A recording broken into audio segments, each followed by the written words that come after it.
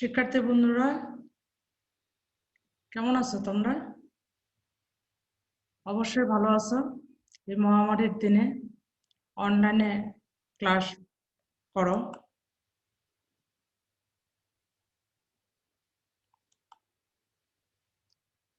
সবাইকে লাল গোলাপের শুভেচ্ছা এবং স্বাগতম অনলাইন ক্লাস করার জন্য। আমি সন্ধ্যা রায়, সহকারী শিক্ষিকা, ঈশানপুর রাষ্ট্রীয় উচ্চ বিদ্যালয়, কারক, দিনাজপুর। জীববিজ্ঞান বিষয় নিয়ে আলোচনা করব। নবম শ্রেণী, ষষ্ঠ অধ্যায়। চিত্রে কি দেখা যাচ্ছে? দুটি ছেলে ফুটবল খেলছে। হঠাৎ করে তার হাতে ব্যথা পেল এবং কি যেন বের হয়ে আসতেছে। তাহলে আমাদের শরীরের কোনো অংশ যদি কেটে যায়, তাহলে লাল বর্ণের যে তরল পদার্থ বের হয় তার নাম কি? রক্ত।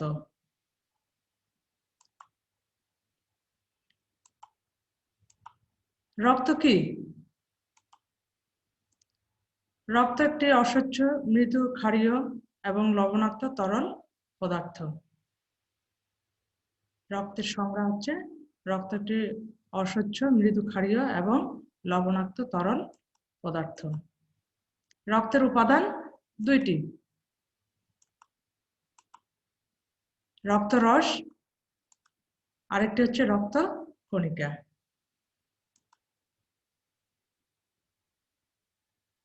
এখানে রক্তরস, রক্তের মধ্যে যে তরল পানির মতো স্বচ্ছ যে অংশটি থাকে, এটা হচ্ছে রক্তরস। এই রক্তে ৫৫ হচ্ছে পানি।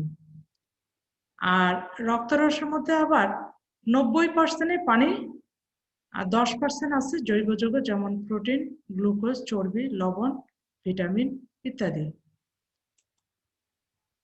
রক্তে রক্তকণিকার পরিমাণ ৪৫%। এই রক্তরস এবং রক্তকণিকা মিলে রক্ত তৈরি হয়। রক্তরস, রক্তের বর্ণহীন তরল অংশকে রক্তরস বলে। রক্তকণিকা, আগে বলেছি রক্তকণিকা ৪৫%। রক্তকণিকা ৩ ধরনের: লোহিত রক্তকণিকা, শ্বেত রক্তকণিকা এবং অনুচক্রিকা। লোহিত রক্তকণিকা বা এরিথ্রোসাইট, এর ইংরেজি নাম হচ্ছে এরিথ্রোসাইট বা আরবিসি, রেড ব্লাড সেল, লাল রক্ত কণিকা। যেখানে চকলেটের মতো, মিল্ক ক্যান্ডি চকলেটের মতো যে গোলাকার বা ডিম্বাকার যে রক্তকণিকা, এই কণিকার সংখ্যা বেশি, অক্সিজেন পরিবহনে গুরুত্বপূর্ণ ভূমিকা পালন করে। লাল অস্থিমজ্জা তৈরি হয়, এতে নিউক্লিয়াস নেই এবং দ্বি অবতল বৃত্তের মতো বা চকলেটের মতো। এর গড় আয়ু ১২০ দিন। পুরুষের তুলনায় নারীদের কম, তবে শিশুদের বেশি। দেখতে লাল বর্ণের। হিমোগ্লোবিন থাকার কারণে লাল দেখায়, হিমোগ্লোবিন না থাকলে রক্ত শূন্যতা দেখায়। বাংলাদেশের ২/৩ লোক এই রোগে ভোগে। শ্বেত রক্তকণিকা বা লিউকোসাইট বা ডাব্লিউবিসি। ডাব্লিউবিসি হচ্ছে হোয়াইট ব্লাড সেল, মানে সাদা রক্ত কণিকা। এই যে দেখো লোহিত রক্ত কণিকার মাঝখানে দেখো সাদা যে কণিকাগুলি। এর নির্দিষ্ট কোনো আকার আকৃতি নেই। এর গড়ায়ু ১ থেকে ১৫ দিন। এরা এমিবার মতো দেহের আকার পরিবর্তন করে। ফ্যাগোসাইটোসিস প্রক্রিয়া এটি জীবাণু ভক্ষণ করে। দেহ বাইরের জীবাণু দ্বারা আক্রান্ত হলে দ্রুত এর সংখ্যা বৃদ্ধি ঘটে। ফ্যাগোসাইটোসিস একটা প্রক্রিয়া।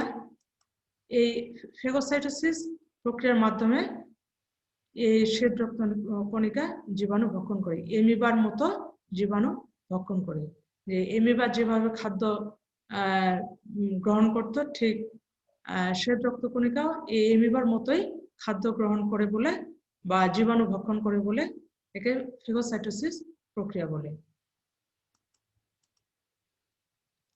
শ্বেত রক্তকণিকা দুই ভাগে বিভক্ত, অ্যাগ্রানুলোসাইট, অপরটি হচ্ছে গ্রানুলোসাইট। অ্যাগ্রানুলোসাইট এর সাইটোপ্লাজম দানাহীন ও স্বচ্ছ, এটি দুই রকমের। লিম্ফোসাইট অ্যান্টিবডি গঠন করে এবং রোগ জীবাণু ধ্বংস করে। এখানে এই যে দেখো লিম্ফোসাইটের ছবি। আরেকটা হচ্ছে মনোসাইট। এই মনোসাইট ফেগোসাইটোসিস প্রক্রিয়ায় জীবাণু ধ্বংস করে। এই যে মনোসাইট। বি হচ্ছে গ্রানুলোসাইট। এর সাইটোপ্লাজম সূক্ষ্ম দানাযুক্ত নিউক্লিয়াসের আকৃতিতে 3 প্রকার। নিউট্রোফিল, এই নিউট্রোফিল ফেগোসাইটোসিস প্রক্রিয়ায় জীবাণু ভক্ষণ করে। এই যে নিউট্রোফিলের ছবি। তারপর হচ্ছে ইউসিনোফিল। এই ইউসিনোফিল ও বেসোফিল হিস্টামিন নামক রাসায়নিক পদার্থ নিঃসৃত করে দেহে অ্যালার্জি প্রতিরোধ করে। শরীরের মধ্যে যদি অ্যালার্জি যদি হয় তাহলে এই ইউসিনোফিল ও বেসোফিল এই যে রসটা নিঃসৃত করে, এটা হচ্ছে নাম হচ্ছে হিস্টামিন নামক রাসায়নিক পদার্থ, এটি দেহের অ্যালার্জি প্রতিরোধ করে। যে এখানে ইউসিনোফিলের চিত্র। বেসোফিল হিপারিন নিঃসৃত করে রক্তবাহিকার ভিতরে জমাট বাঁধতে বাধা দেয়। যদি আমরা জানি যে যার রক্তে বেসোফিল থাকে না বা কম, হ্যাঁ, তাহলে তার যে রক্তবাহিকা নালীগুলি আছে এই নালীগুলির ভিতরে রক্ত জমাট বাঁধতে পারে। তো এই যার হেপারিন আছে, যার শরীরে হেপারিন আছে, তাদের শরীরে রক্তবাহিকার ভিতরে এই রক্তটাকে জমাট বাঁধতে বাধা দেয়। যে হেপারিনের ছবি বা বেসোফিলের ছবি। অনুচক্রিকা বা থ্রম্বোসাইট, এই দেখো এখানে অনুচক্রিকার ছবি। ইংরেজিতে এদেরকে প্লেটলেট বলে। এরা বিভিন্ন আকারের হতে পারে, যথা গোলাকার, ডিম্বাকার, রড আকার হতে পারে। দানাদার সাইটোপ্লাজমে মাইটোকন্ড্রিয়া গোলগি বস্তু থাকে, কিন্তু নিউক্লিয়াস থাকে না। এর গড়ায়ু 5 থেকে 10 দিন। এর প্রধান কাজ রক্ততঞ্চন বা জমাট বাঁধতে সাহায্য করে। যখন কোনো রক্তবাহিকা বা কোনো টিস্যু আঘাতপ্রাপ্ত হয়ে কেটে যায়, তখন সেখানকার অনুচক্রিকা সক্রিয় হয়ে অনিয়মিত আকার ধারণ করে এবং থ্রম্বোপ্লাস্টিন নামক পদার্থ তৈরি করে। এই পদার্থগুলো রক্তের প্রোটিন প্রথমবিনকে থ্রম্বিনে পরিণত করে। এই থ্রম্বিন রক্তরসের প্রোটিন ফাইব্রিনোজেনকে ফাইব্রিন জালকে পরিণত করে রক্তকে জমাট বাঁধায় বা রক্ততঞ্চন ঘটায়। রক্তে উপযুক্ত পরিমাণ অনুচক্রিকা না থাকলে রক্তপাত সহজে বন্ধ হয় না, ফলে রোগী প্রাণনাশের আশঙ্কা থাকে। রক্তের প্রধান কাজ অক্সিজেন পরিবহন। আমরা যে অক্সিজেন গ্রহণ করি, এই রক্তের মাধ্যমে আমাদের অক্সিজেন সারা দেহে পরিবাহিত হয়। এখানে বলছে যে লোহিত কণিকা অক্সি হিমোগ্লোবিন রূপে কোষে অক্সিজেন পরিবহন করে। 2, কার্বন ডাই অক্সাইড অপসারণ। আমাদের অক্সিজেন আমরা গ্রহণ করি, কার্বন ডাই অক্সাইড কি ত্যাগ করি। তো এই কার্বন ডাই অক্সাইডটাকে এই রক্তই কিন্তু আমাদের শরীর থেকে বাইরে বের করে নিয়ে আসে। এখানে বলছে রাসায়নিক বিক্রিয়ার ফলে কোষগুলোতে যে কার্বন ডাই অক্সাইড উৎপন্ন হয়, রক্তরস সোডিয়াম বাইকার্বনেট রূপে তা সংগ্রহ করে নিয়ে আসে এবং নিঃশ্বাসে বায়ুর সাথে ফুসফুসের সাহায্যে দেহের বাইরে বের করে দেয়। খাদ্য সার পরিবহন। আমরা যে প্রতিনিয়ত খাই, হ্যাঁ, এই খাবারগুলো কোথায় যায় বা এই আমাদের পুষ্টির জন্য আমরা খাই, তাই না? তো এই পুষ্টিজনিত খাবারগুলি আমাদের কিভাবে শরীরের মধ্যে পরিবাহিত হয়? এই রক্তরস গ্লুকোজ, অ্যামাইনো অ্যাসিড, চর্বিকণা ইত্যাদি কোষে সরবরাহ করে। এই যে খাদ্যের যে পুষ্টিগুলি আছে, এই পুষ্টিগুলা এই রক্তরস আমাদের শরীরের মধ্যে সারা দেহে সরবরাহ করে। 4, তাপের সমতা রক্ষা। আমাদের শরীর সবসময় কিন্তু গরম। কেন গরম? কারণ আমাদের এই শরীরের মধ্যে যে রক্ত আছে, এই রক্তই কিন্তু এই তাপের সমতাটাকে রক্ষা করে। দেখো, তাপকৃত রক্ত বিভিন্ন অঙ্গে সারা দেহে রক্তের মাধ্যমে সরবরাহ করে। আমাদের হৃৎপিণ্ডের ভিতরে যে রক্ত পরিবাহিত হয়, এই রক্তগুলির এখানে কি আছে, একটা সার্কিট আছে, এই সার্কিটের মাধ্যমে রক্তগুলি গরম হয় বা তাপে পরিণত হয়। আর এই রক্তগুলি তখন এই তাপকৃত রক্তগুলি আমাদের রক্তের মাধ্যমে সারা দেহে সরবরাহ করে। বর্জ্য পদার্থ নিষ্কাশন। আমরা তো প্রতিদিনই খাই, হ্যাঁ, এই খাবারগুলি কোথায় যায়? আবার এই আমরা আগেই দেখলাম যে যে তোমার বিভিন্ন ধরনের পুষ্টিকরগুলি আমাদের রক্তের মাধ্যমে মিশে যায়।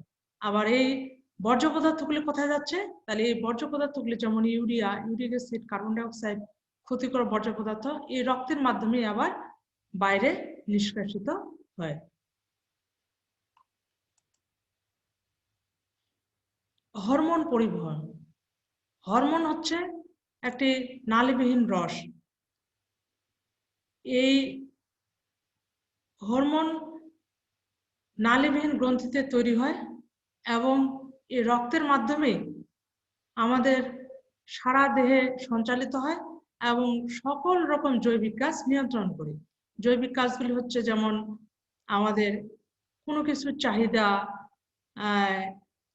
মনের যে ইচ্ছা অনুযায়ী যে কাজ, খাওয়া দাওয়া, মলমূত্র ত্যাগ করা, বিভিন্ন ধরনের যে কাজগুলি, কোষের যে বিভিন্ন ধরনের কাজগুলি, জৈবিক কাজগুলি এই হরমোনের মাধ্যমেই নিয়ন্ত্রণ হয়। 7, রোগ প্রতিরোধ।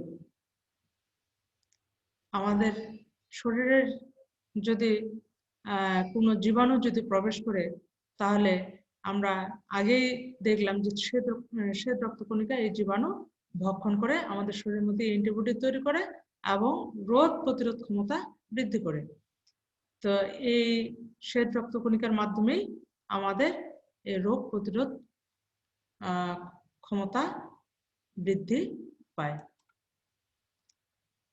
8, রক্ত জমাট বাঁধা। দেহের কোনো অংশ যদি কেটে যায়, তাহলে অনুচক্রিকা সেই জায়গা থেকে যেন বেশি পরিমাণে রক্ত বের না হয়, অনুচক্রিকা সেই জায়গাটিকে তাড়াতাড়ি ওই জায়গাতে রক্ত জমাট বাঁধে এবং মানে কাটা জায়গা থেকে যেন আর বেশি রক্ত বের না হয়। তো এই 8টি হচ্ছে আমাদের রক্তের প্রধান কাজ। শিক্ষার্থী বন্ধুরা, এতক্ষণ কিছু দেখলা, শুনলা, এবার তোমাদের বাড়ির কাজ। মানবদেহের লোহিত রক্তকণিকার পরিমাণ কোনো কারণে কমে গেলে কি কি সমস্যার সৃষ্টি হতে পারে বলে তুমি মনে করছো? উত্তরের সপক্ষে যুক্তি দাও। এটি সুন্দর করে লিখবে যুক্তি সহ। সবাইকে আবারও